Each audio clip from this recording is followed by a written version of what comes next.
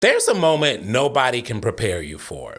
It doesn't come during healing or clarity. It doesn't come while you're learning, journaling, reflecting, or working on yourself. It comes after all of that. It's quiet, uncelebrated, almost ordinary. You're standing in a normal place, a parking lot, your kitchen, your bedroom, and suddenly you realize something. You're not stuck anymore. You sit there, you think, wait, I'm not confused about anything. I'm not broken. I'm not waiting on permission anymore. I'm just not moving yet. And that's when it hits you that your problem is no longer awareness. The problem has become ownership. Because insight feels safe. Healing feels productive. Preparation feels responsible, but movement removes all excuse. Movement says, this is my life and what happens next belongs to me. That's why most people stop right there. Not because they can't move, but because once you do, you can't pretend that you didn't choose it. This is part 4 in our Year of Agency series, and this is where everything becomes real. So before we go further, let's honor what we've already done. If you've been with us on this 4-part series, in part 1, we cracked something open. You realized that you didn't have to live a life that you didn't choose. In part 2, we rebuilt trust and you stopped betraying your own voice. In part 3, we rewrote identity and you stopped living by the rules written for survival. And now your inner world is asking for proof. Because internal agency that never becomes external movement doesn't become peace. It actually becomes frustration. So part 4 isn't about motivation, it's actually about translation, turning who you are into how you live. Let me tell you where most people actually stall. It's not at fear, doubt, or trauma. They stall at responsibility. Because responsibility means no longer blaming our past, no more waiting for the perfect moment, no more outsourcing your future. Responsibility says, if my life doesn't change, it's because I didn't move. And that's confronting. So people stay in potential, they stay in theory, they stay in preparation because agency is not proved by intention. Agency is taken by action before certainty arrives. Clarity doesn't create movement, movement creates clarity. Confidence doesn't come first, evidence comes first. And evidence is built through awkward action, imperfect steps, and uncomfortable decisions. And you are no longer someone preparing to live differently. You're someone who moves first and then adjusts forward. And I get it. Action doesn't feel empowering at first. On the contrary, it feels exposing. Because once you act, your intention becomes visible, your standards become measurable, and your growth becomes observable. You can now see it. Others can see it. But when you don't act, everything stays hypothetical. But when you move, there's risk, there's friction, there's vulnerability. And the nervous system goes, wait, hold up. We've never lived like this before. That's not intuition telling you to stop. That's the identity recalibrating. Growth feels dangerous before it feels natural. And what many end up doing is continually choosing comfort-based decisions over courage-based decisions. How many of your current decisions are based on avoiding discomfort, keeping things predictable, maintaining peace at your own expense, staying familiar instead of aligned? Comfort-based decisions feel harmless, but they quietly lock you into a life that never fully fits. Courage-based decisions, they feel heavier. They come with resistance and they require ownership. And here's the truth that many miss. Courage-based decisions don't feel confident. They feel honest. And I've come to tell you that your life changes the moment that you decide that discomfort is no longer a deal breaker. Where are you choosing comfort over alignment right now? That's not shame, that is your signal. There's a theme that I often like to talk about, and that is the thought that resistance is not a stop sign. Right before momentum breaks open, resistance spikes.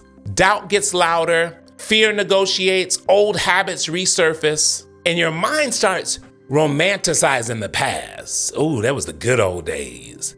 That doesn't mean you're doing something wrong. It means you're on the edge of expansion.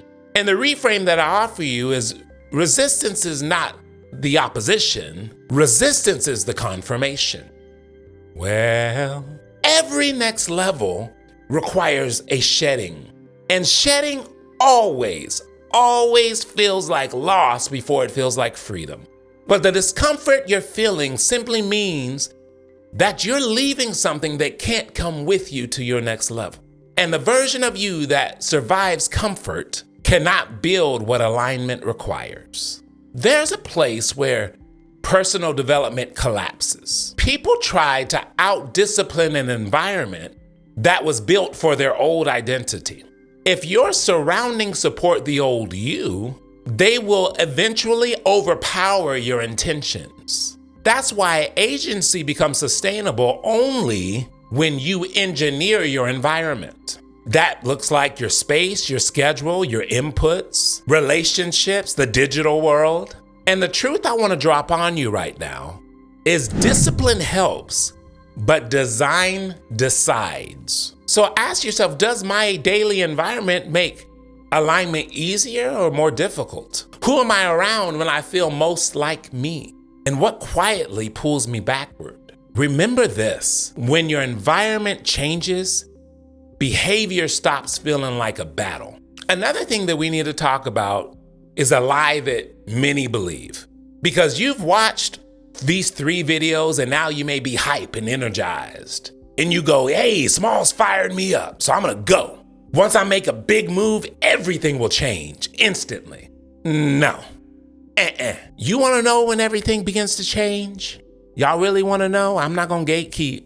Everything changes when our consistency replaces our intensity. Momentum is not dramatic, it's neurological. One conversation, one boundary, one early morning, one honest choice. Every small aligned action speaks to our brain. Hey brain, this is who we are now.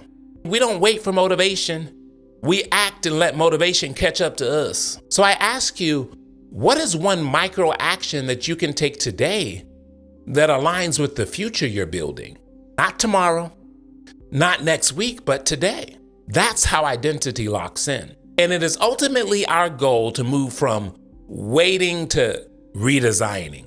This is the shift that separates observers from builders. You stop asking, what happens next? And you start asking, what am I building? Waiting requires hope. Design requires intention. And you know what I found in my life? Hope without movement eventually becomes resentment. Most people don't fail at life. They just never design one. So here's a journal prompt to start designing your own life. Write down, what do you want your mornings to look like? How do you want your energy to be? What boundaries do you need to set? What standards do you want in your life that you're unwilling to compromise on?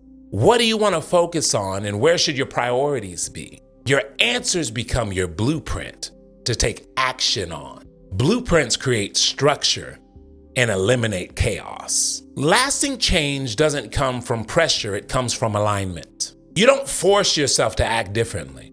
You act differently because you see yourself differently. And every action becomes a vote. And eventually identity wins. I don't do this because I'm trying. I do this because this is who I am. That's when change stops becoming fragile. In fact, let's name what's true now. Repeat after me. I am no longer waiting. I am no longer preparing. I am no longer collecting insight. I am building, and my life is moving because I am moving. My future is forming because I am choosing. And you know what? It won't always feel powerful, but it will always be honest. And I speak over you right now that this is the year that you stop negotiating with what you want in life. This is the year that agency becomes visible. This is the year that alignment turns into action. If you enjoyed this video, throw in the comments, I build the life I choose. Because agency isn't a mindset, it's a practice. And this is our year of agency. Always remember that growth is a journey. It's not a destination. I'm in it with you, and I'll see you on the next one.